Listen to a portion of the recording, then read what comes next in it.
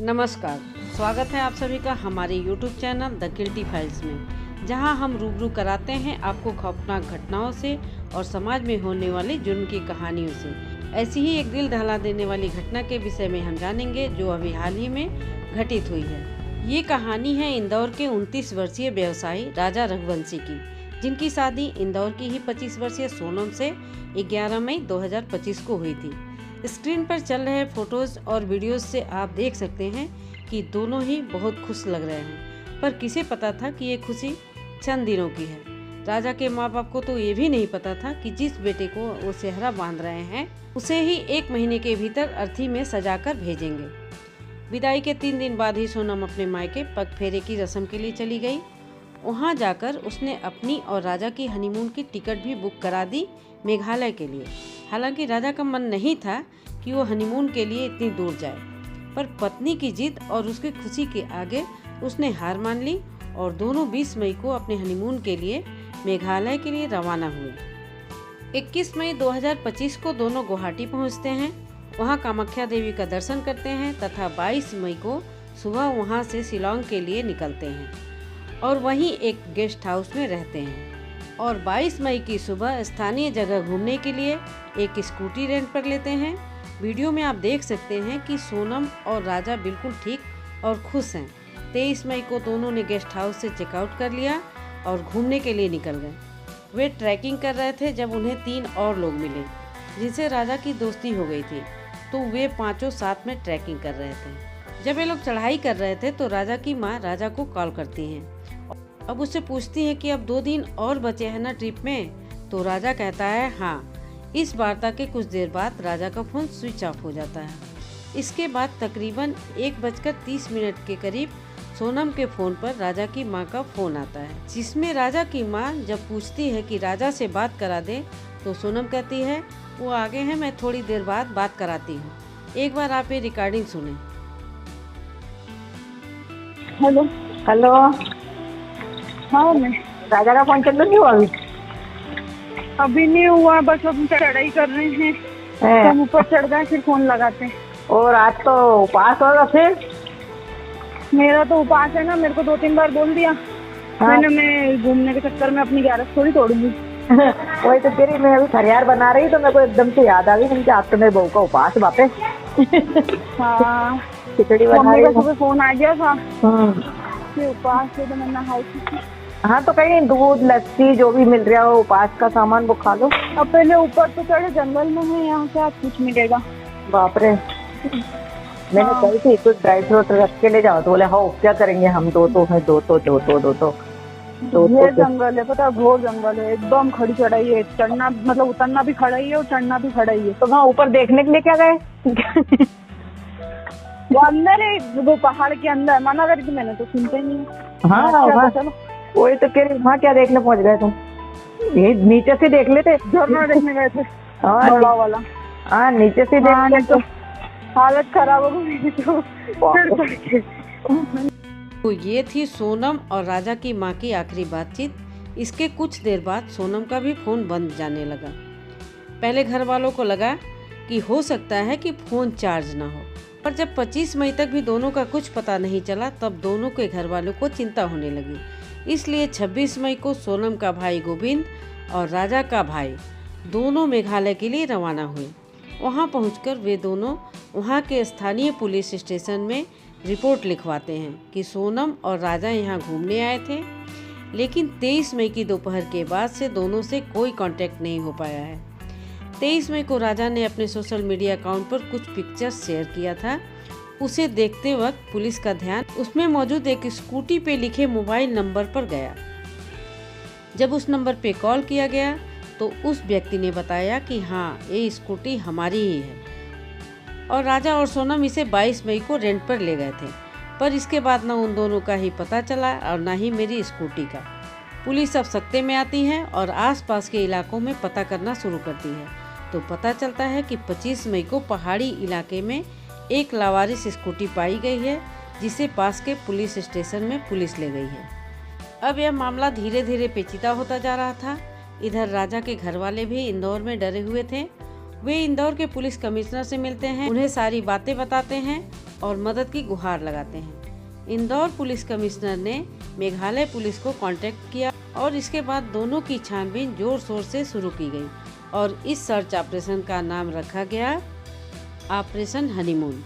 क्योंकि स्थानीय मौसम एवं वहां के स्थल कृति के कारण सर्च ऑपरेशन में भी दिक्कत आ रही थी। इसी बीच 26 मई को सर्च ऑपरेशन की एक टीम को जंगल में 2 लावारिस बैग मिलता है।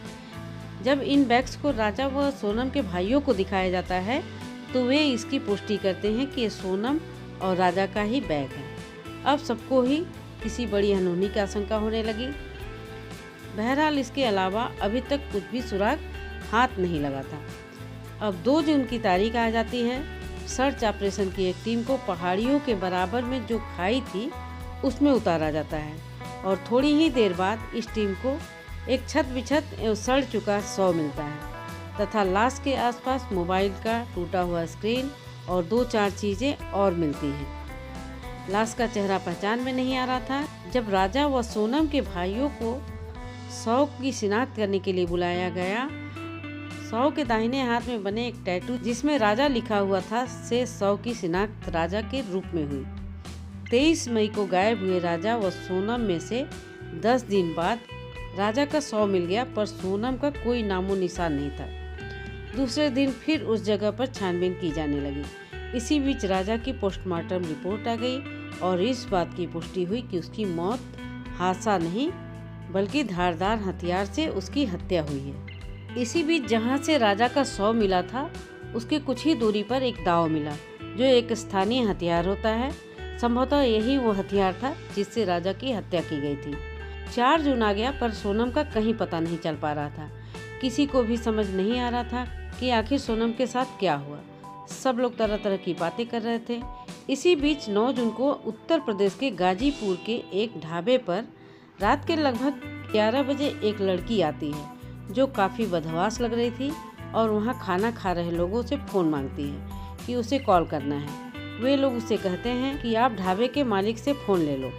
ढाबे का मालिक लड़की को फ़ोन दे देता है और फ़ोन लेने के बाद वो इससे अपने भाई गोविंद को कॉल करती है और उससे बताती है कि वो ठीक है। गोविंद उस नंबर से दोबारा कॉल करके ढाबे के मालिक से बोलता है कि ये मेरी बहन है सोनम रघुवंशी जो कई दिनों से लापता है, आप इसे वहीं रोक कर रखना, कहीं जाने मत देना।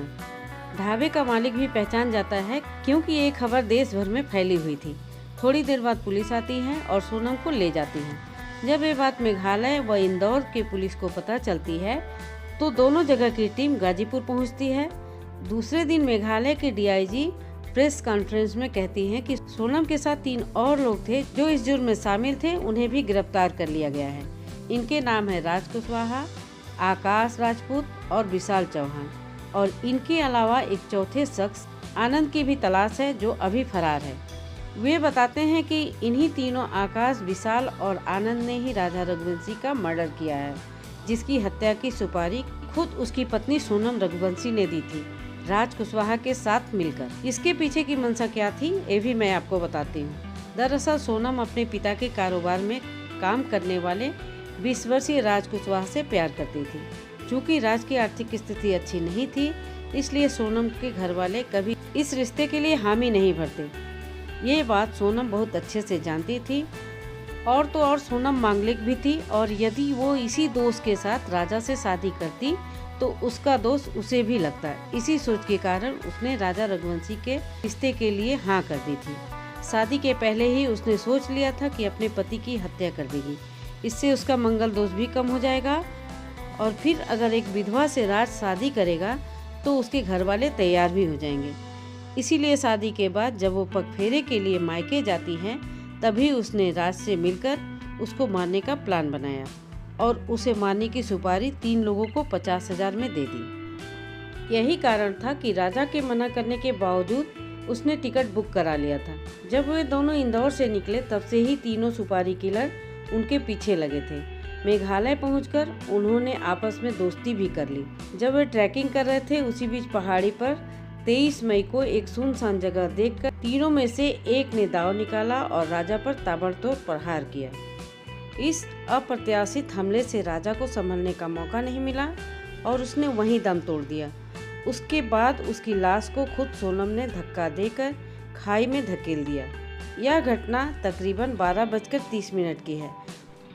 इसके 1 घंटे बाद सोनम की बात उसकी माँ से हुई थी, जिसमें वो बिल्कुल नॉर्मली बात कर रही है, हंस रही है। राजा की माँ को तो ये पता भी नहीं था कि जिस बहू से वो बात कर रही है उसने कुछ ही देर पहले उसके जिगर के टुकड़े को मौत के घाट उतार दिया है।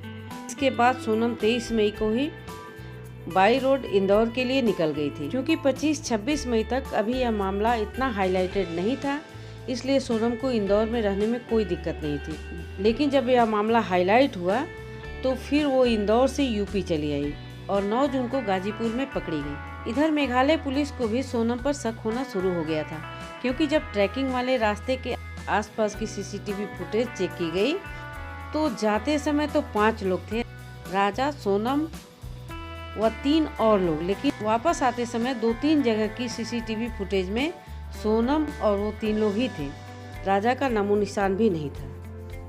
खैर, सोनम अभी मेघालय पुलिस की गिरफ्त में है, क्योंकि मामला मेघालय का था। उससे पूछताछ की जा रही है। जो भी अपडेट मिलेगा मैं आप सबसे ज़रूर शेयर करूंगी। एक बार फिर एक माँ का लाल एक झूठी मोहब्बत, अंधविश्वास और बेवफाई के हत्थे चढ़ गया। इस कहानी के विषय में आपकी क्या राय है, कमेंट करके ज़रूर बताएं। मिलते हैं अगले वीडियो में, तब तक के लिए नमस्कार।